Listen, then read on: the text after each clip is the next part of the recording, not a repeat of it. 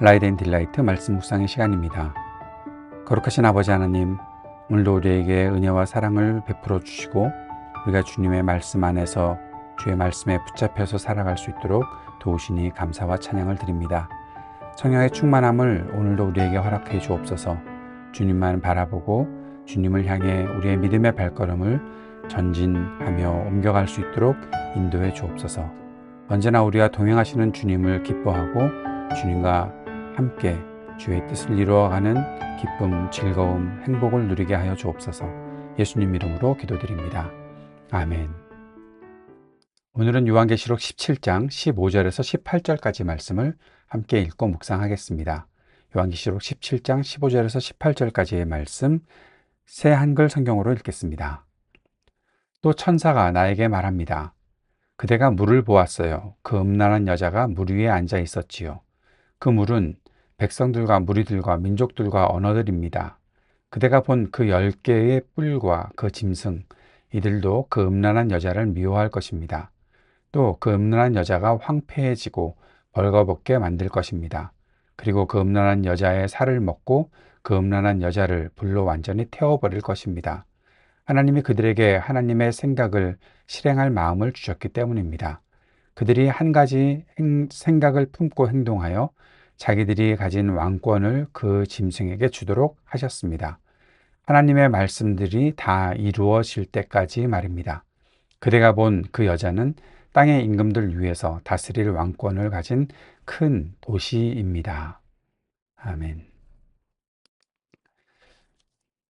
오늘 요한계시록 17장 15절에서 18절까지의 말씀을 묵상합니다. 우리는 세상을 볼 때 화려하고 강력해 보이는 권력과 문화에 종종 압도되지요. 그러나 요한계시록은 그 세력이 결코 영원하지 않음을 보여줍니다. 본문은 세상 권세와 음란한 바벨론이 결국 자기 동맹자들에게조차 버림받아 멸망하는 장면을 그리고 있습니다.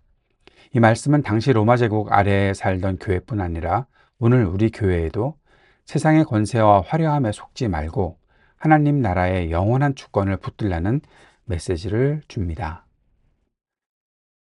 15절에 보면 음녀가 앉은 물을 말하고 있죠. 세상의 민족과 백성들. 천사는 네가 본 물은 백성과 무리와 열국과 방언이라고 설명합니다. 바벨론은 민족과 문화, 경제와 정치의 광범위한 지지를 받고 있었지요. 이 말씀이, 이 구절이 주는 메시지는 세상 권세와 문화는 대중의 지지와 참여를 먹고 자란다는 것을 말해주고 있습니다. 이 메시지는 당시 교회의 로마의 번영이 온 세상의 무역과 지지 위에 세워진 것이다. 그러나 그 힘은 곧 무너질 것이다 라는 사실을 말해주고 있는 것이겠지요. 오늘 우리 교회에는 세상 다수의 지지나 인기에 흔들리지 말아야 한다라는 메시지를 주고 있습니다. 우리의 기초는 하나님의 말씀과 복음이지 세상으로부터 지지를 얻는 것은 아닙니다. 물론 여기서 우리가 꼭 이해해야 되는 것은 우리가 세상으로부터 인정받는 것, 중요한 일이다라는 것을 기억해야 합니다. 그러나 우리의 존재가, 우리의 가치관이, 우리의 정체성이 그것을 기대해 있지 않다. 우리는 하나님의 말씀과 복음에 기대어 사는 그러한 정체성을 가지고 있고 그러한 가치관을 가지고 있다라는 사실을 잊지 말아야 할 것을 오늘 말씀을 통해서 생각해야 할 것입니다. 16절에 열불과 짐승의 음녀를 미워한다라고 말하고 있지요. 열불과 짐승이 바벨론을 미워해서 황폐하게 하고 불로 태운다라고 말합니다.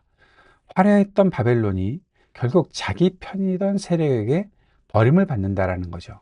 열불과 짐승이 바벨론을 미워한다. 화려했던 그 제국이 결국 자기 편이라고 생각했던 그 세력에게 버림을 받는다라는 겁니다.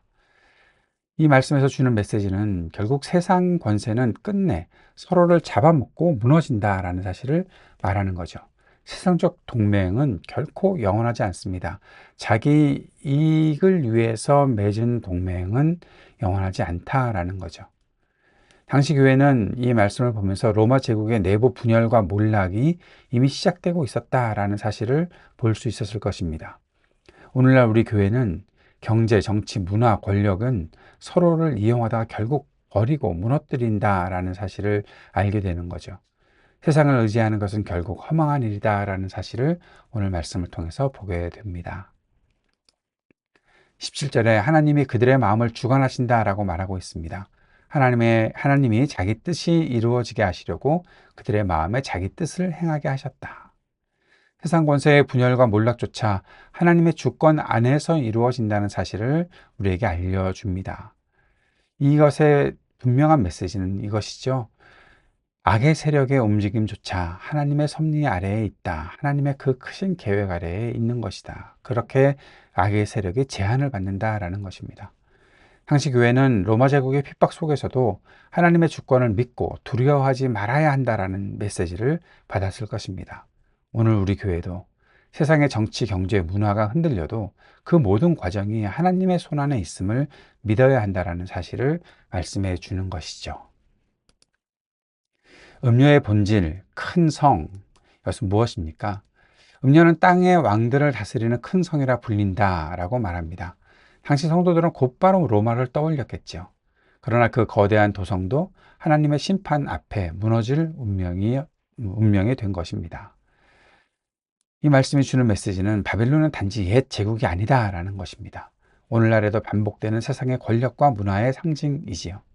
오늘 우리 교회는 현대판 바벨론, 무엇일까요? 물질주의, 쾌락주의, 성공지상주의.